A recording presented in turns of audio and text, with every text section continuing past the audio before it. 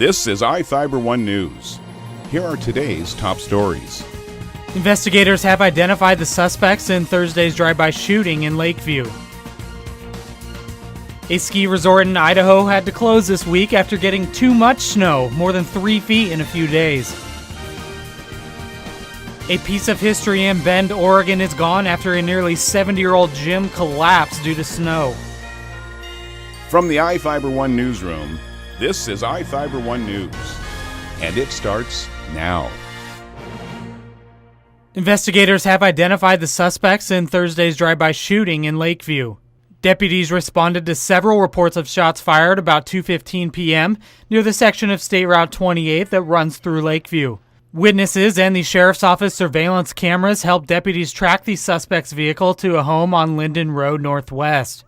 One suspect was taken into custody at the home, and deputies believed a second suspect was also inside. The Moses Lake Regional Tactical Response Team was activated and, after deploying 2 flashbangs, entered the home, but nobody was found inside. The suspect initially taken into custody was interviewed and released pending further investigation. The Sheriff's Office says the second suspect was not located on Thursday. Nobody was injured in the shooting, and the Sheriff's Office continues to investigate. This is Joe Utter for iFIBER 1 News. Too much came. We were in and out of power yesterday. Our internet's been down. All our employees are buried, so we thought it was best just to call it early and not stress out too much. McFerrin says last week the mountain got 18 inches of snow. That much was manageable, but this week it saw several more feet. Since Sunday, we've had 35 to 40 inches of snowfall and are just not able to keep up with it. Today, McFerrin and his staff are busy getting things under control. A lot of snowcat work, just moving as much snow out of the way as we can. We're redoing fences, packing things down to where we can move around, clearing the parking lot, getting snow off of buildings, roofs, etc. There's also been avalanche warnings, so workers are making sure this area is safe. On the drive up, you'll notice there's quite a few natural slides that have occurred, so we're just going to make sure that none of those happen on our area.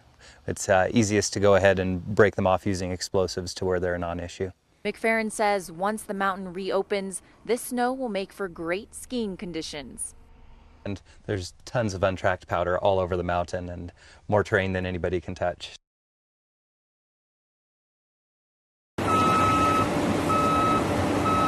Workers finished the job Mother Nature started.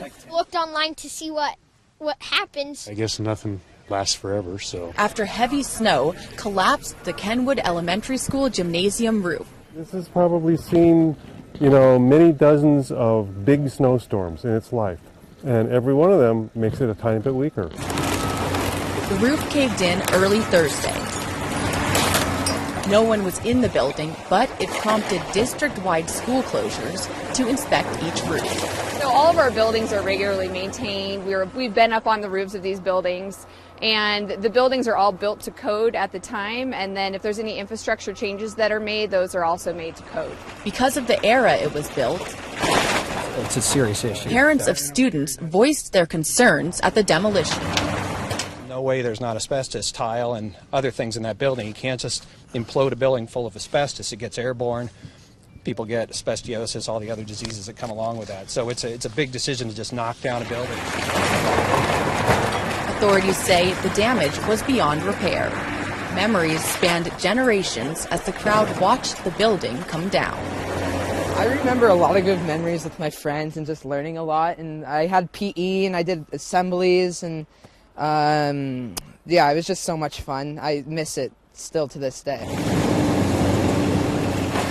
The PE and climbing the ropes and it was just a nice building. It still was a nice building last week. So it's kind of sad to see it go. The snow continues early this week. From the iFIBER 1 Weather Center, I'm Jeff Slakey taking a look at the basin's forecast on iFIBER 1. Snow showers for Monday and Tuesday, where we're likely to see temperatures in the mid to upper 20s. For Wednesday, partly cloudy and 15, the low at -10. For Thursday, 9 will be the high with -6 during the overnight, 11 on Friday, 16 on Saturday, and 23 for Sunday. For iFIBER 1, I'm Jeff Slakey. This is iFIBER 1 News. For more information on these stories and other news, visit us online at iFiber1.com or check us out on Facebook.